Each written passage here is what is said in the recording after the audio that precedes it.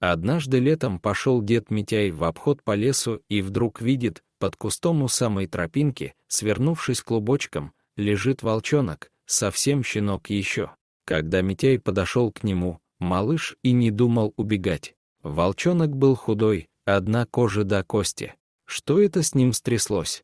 И почему он не убегает? Подумал дед Митяй. Когда он был уже совсем близко с волчонком, тот все-таки попробовал убежать, но не смог. Оказалось, у него была сломана лапа. Жаль стало волчонка деду Митяю. Калека, и мать его бросила. Поймал он его, сунул в мешок и понес домой. Дома осмотрел волчонку лапу. Так и есть, перелом костей. Кто знает, как это случилось. Зажал он его лапу между лопатками и перевязал, чтобы кость ровно срослась. Было видно, что ему очень больно, но он терпел, словно понимал, что дед Митяй ему добра желает. Потом устроил он ему место за дверью и накормил. И вот недельки через 4 лапа у волчонка срослась. Вырос он и раздобрел от хорошей пищи. Дед Митяй считал, что другого такого упитанного волчонка никто не видел. Но след все же остался. На переднюю лапу он слегка прихрамывал. Стал волчонок бегать по двору, и стоило только окликнуть его по имени, которое ему дал дед Митяй, Серый, как он сразу же мчался к своему спасителю. Ел из его рук, сопровождал в лесу, как собака, и послушно возвращался домой. Совсем стал ручным Серый. А тут еще волчонок подружился с соседским мальчиком, Алешкой. Они оба были еще маленькие, поэтому интересы и игры у них были общие. Так и жил волчонок целый год у Митяя, а Алешка каждый день приносил своему другу разные вкусняшки. Но вот однажды Серый пропал. Нигде его не мог найти дед Митяй, сколько ни искал. Должно быть, заговорила в нем его дикая натура, и ушел он туда, где и положено жить волку, в лесные просторы, нападая на косуль, зайцев и другую животину. Алешка долго плакал по своему другу. Митяй успокоил мальчонку и сказал, что когда он немного подрастет, то привезет ему из города щенка-овчарки. Прошло 2 года, и Митяй уже совсем позабыл про своего серого друга.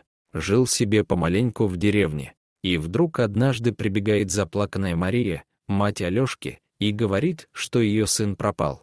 С утра ушел гулять и пропал. Может, в лес ушел по ягоды и заблудился.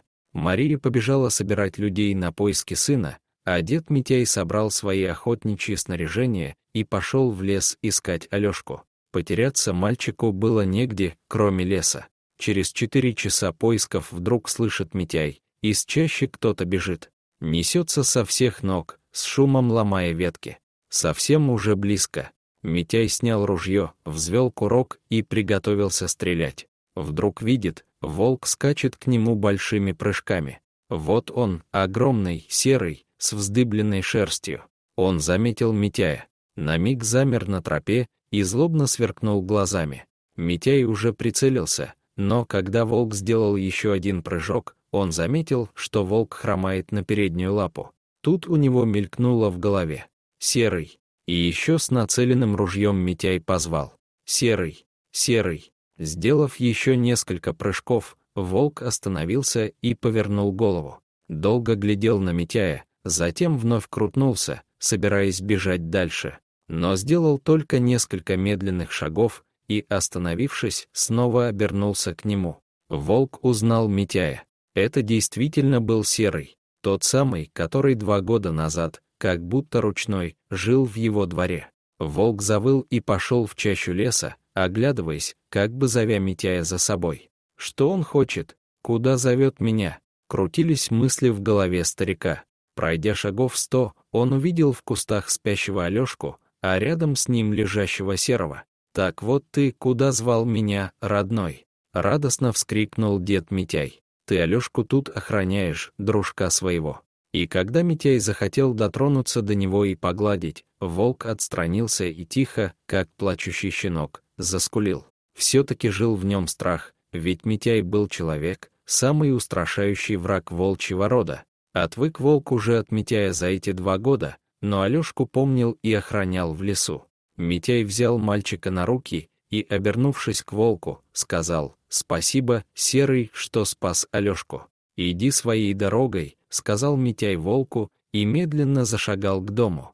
Но Серый не ушел, а пошел за Митяем, слегка прихрамывая, и скулил, точно хотел что-то сказать. Так они дошли до опушки, от которой начиналось поле. Здесь волк остановился, и пока Митяй с Алешкой отдалялся, долго провожал их взглядом, а потом медленно, словно нехотя, скрылся в лесу. Немного спустя Митяй услышал его вой, протяжный, жалобный, точно рыдание. Видимо, волк навсегда прощался со своим спасителем Митяем и маленьким другом Алешкой. Дорогие зрители, если вам понравилось это видео, то ставьте лайк и подписывайтесь на наш канал. До свидания.